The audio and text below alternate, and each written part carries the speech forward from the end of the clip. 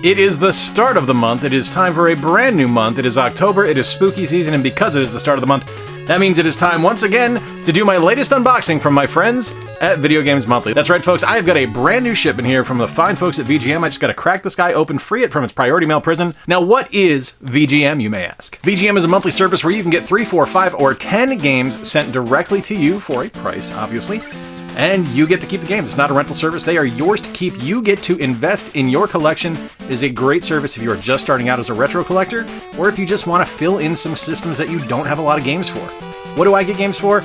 I get games for, let's see here, let's see if I get this right. I never get this right on the first try. I get games for the NES, the Famicom, the Super Nintendo, the Sega Master System, the Sega Genesis, the GameCube, the Dreamcast, the Wii U. There's probably something else in there. I always forget something. Hello, darkness, my old friend.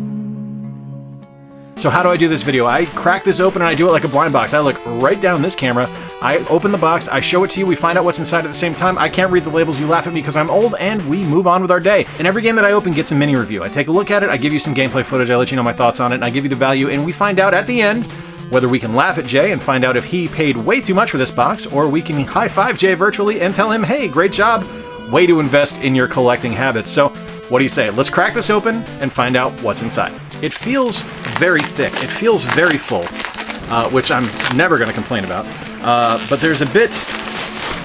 Oh. The USPS once again. They make the box go squishy squishy. I don't like that. But, that's alright. Let's find out. Oh, it is. It's actually squishy squishy because it's thicky thicky. So, let's... Am I 3? What's going on here? Alright, let's crack this open. Let's find out what's inside. Alright, box is open. Alright, first and foremost, that's a koozie. I always like getting koozies. I almost grabbed one of these at the Cleveland Gaming Classic where I got to see Joe. Joe is one of my contacts over at Video Games Monthly. He's a great guy. He's at pretty much every convention I go to. It's his baby, basically, and I just love being able to talk to him. He actually is the one that gave me this Retro AF shirt. I am feeling Retro AF. So let's find out what we got in here. So first and foremost, we got to find our cards.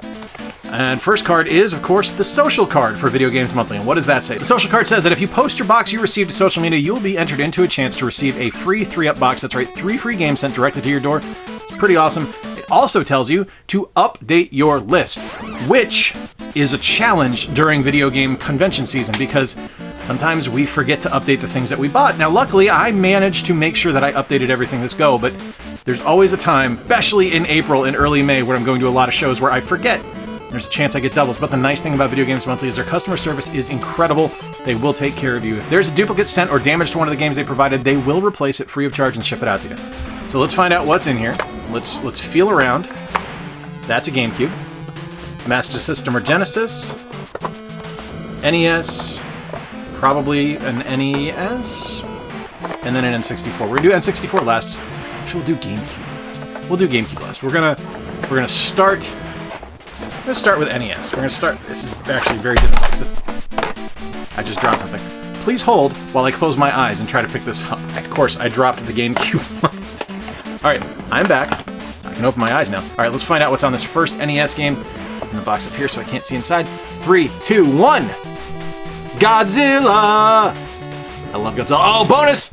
Bonus! We got a video label. Video Express, a 208 area code. I don't know where that is. I personally love getting rental stickers on my games, and I actually have not played Godzilla Monster of Monsters, so let's take a look at Godzilla Monster of Monsters for the NES.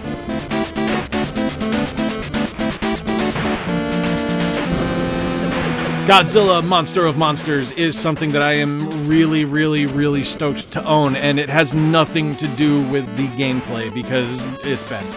It's really bad. It's convoluted. Like, it's a very weird way to make a game. It's almost like a board game where you have to move Godzilla and Mothra around, and you're gonna eventually go to levels and have to fight the enemies that are there in some rather questionable hit detection options.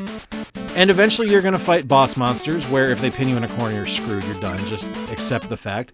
It's not a super fun game, but what it is it's Godzilla. I love Godzilla. I've loved Godzilla my whole life, and I always wanted this game when I was younger.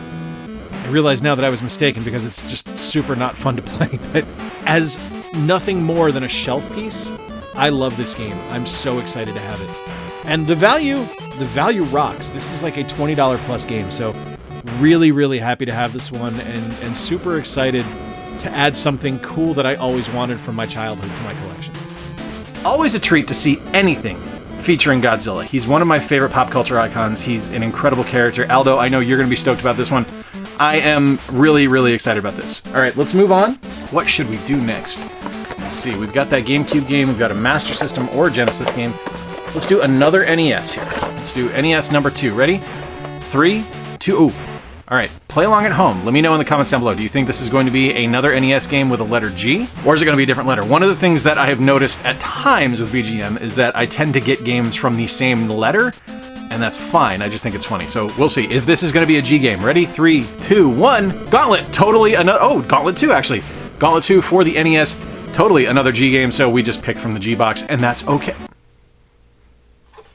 Get your minds out of the gutter. Everybody, all right, we are looking at Gauntlet 2 now. A little bit of funkiness on the cartridge. That's okay, that's okay. Looks like I got cleaned. Some bubbling on the caution label, but let's take a look now at Gauntlet 2.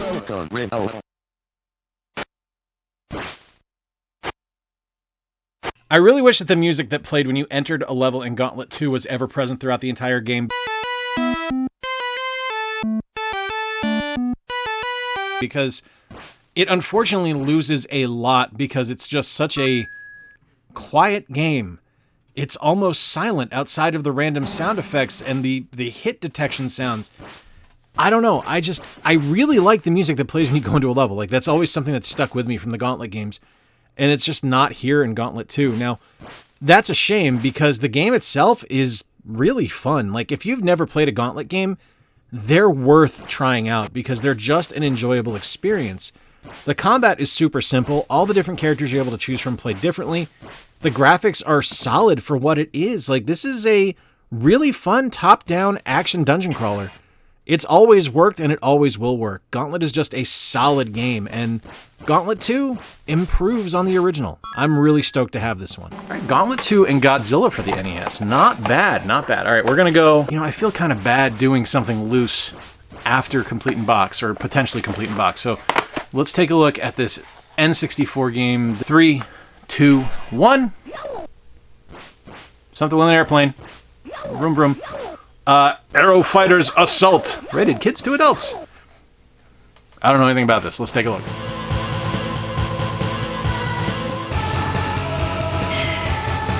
I think conceptually the idea of Aero Fighters Assault is astonishingly solid. I think the controls are really good. I think the graphics for an N64 game are surprisingly well done. I think the sound is pretty darn good. But my friends, let this be a lesson to you that all those things do not add up to a good game because, oh my lord, is this game bad. It's boring. It's just not fun. The combat isn't great. Locking on doesn't make a whole lot of sense. You can't see well enough because it is an N64 game, so there is the fog of war on everything. Ironically, this is a war flying game, but hey, you know, I really would have preferred to have done without the fog of war in this game. And with that fog, you just can't make out what's an enemy or what's an ally. It's just a mess. It's just not a game for me. I'm a really hard sell on games like this. Like, this feels like the NES Top Gun to me, which I loathe. Just not a game for me. This one will be flipped down the road. Is it good? Is it bad? Have you ever played it? I play all of the games, a little bit of Inside Baseball here. I play all of the games after I film this, so I don't know if that game's good or bad or not. But it sure is an N64 game. All right, next up, we're gonna do GameCube last. Let's see what. Let's see if I can find the hang tab anywhere. I can't find the hang tab. I don't know what this is gonna be, so there's a chance it's gonna come up upside down. All right, Genesis or Master System. 3, 2, 1. Oh. No, it's Super Nintendo. It's Clay Fighter.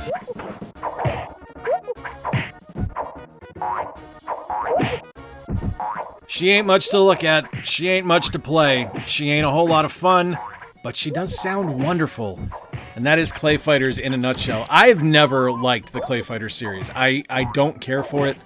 I know there's some people that just worship the ground that Interplay walks on, that adore the Clay Fighter series, but for me, The only thing that Interplay did that was worth a damn to me was Earthworm Jim, and this is a bad fighting game. It's slow, the controls are clunky, the moves are almost all identical, and all the characters pretty much play the same, at least in my eyes. Maybe I'm just some kind of Luddite when it comes to Clay Fighter, but I just don't like this one. I like the value. I really like the value, and I really dig the case it came in. I wish the cartridge was a little bit cleaner. It's kind of funky, but just not a game I like. Not a game I've ever liked. Not a game I ever will like. This one as well will be flipped down the road. Didn't expect a plastic clamshell for an SNES game. That's pretty cool. Not the biggest fan of Clay Fighter, but it's something I can flip down the road. I am not a huge fan of the series, not a huge fan of just the overall concept, but I know a lot of people love it, so I'm happy to offer it for sale at the next convention I'm reselling at. All right, finally, nothing else in here except some bubble wrap. All right, so there's the notch. That means this is gonna go like this. Let's find out what GameCube game we got. 3, and it feels complete in box because of the weight. 3, 2, 1, boom. Medal of Honor Frontline. Okay, legit. All right, so player's choice. If you guys saw any of the PS2 videos I did last month, you know I don't have a problem with greatest hits versions. Disc looks to be great. We've got everything here. We've got the GameCube thing. We've got the manual. I love the Medal of Honor series. This was in production when I was at EA. This was one of the first games I bought on the GameCube when I worked there. So let's take a look now at Medal of Honor Frontline.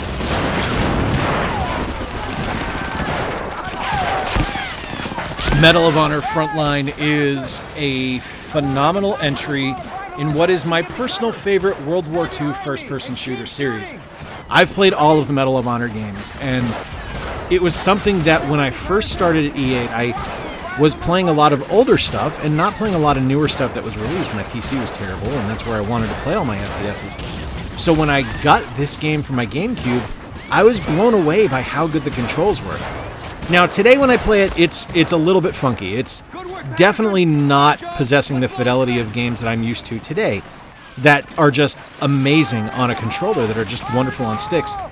This is a little bit rough around the edges. This doesn't quite land exactly the way I remember it landing when I was younger, but what it is it's a really cool proof of concept of what was to come for console-based first-person shooters. Things like Halo, things like Call of Duty, they owe their existence to games like Medal of Honor. Because of Medal of Honor implementing great controls with the dual analog sticks, they exist. It's a magnificent game. I didn't do well playing this just because it took me a while to get used to it and I couldn't find my OEM GameCube controller. I was using a third-party one, so it's a little bit clunky with controls, but it was really nice to jump back into this game and play it again because it's just one of those games that are just so important to me that I'm so happy to add back to my collection. And I don't even mind that it's a player's choice one because, hey, complete in box GameCube, nothing to complain about. That's really cool. I'm really excited about that. I thoroughly enjoy World War II shooters. For me, an FPS has to be like extra stylized, like Overwatch or Team Fortress 2, or firmly set in reality, like Battlefield 1942 or Medal of Honor. Those are the ones I like. Yeah, but let's get everything added up. Let's find out how I did. Did I come out on top? Did I fall behind? Or was this just a push? And I'll be right back after this. After these messages, we'll be right back. Well, if you look over here, you'll see exactly how things broke out. I came out to $61.74 this month, and while not every game is something I'm going to play or going to enjoy repeatedly, I still came out ahead of what I paid, and a lot of these are things that I can flip down the road or use at my local store as trade value to be able to get something that I really want. And to me, that's kind of the moral of the story when it comes to Video Games Monthly, is you're not always going to get some kind of crazy banger, but you're always going to get something you can use. And if you are interested in that, be sure to click the link in the description down below. I don't get anything from it. I just support the service. I like what they offer. Let me know in the comments down below what your favorite game is that I received this month. It's going to be really hard to top Godzilla monetarily, but I think from a fun factor perspective, it's probably going to be Medal of Honor Frontline for me. If you dig this video, consider subscribing. If you really dig this video, consider joining the Patreon. My patrons are what makes this video possible every month. Without them, this wouldn't be a thing. Till next time, folks, I've been Jay. Appreciate you spending a little bit of time with me. Remember to play more games, stay square, and take care. I'll talk to you soon.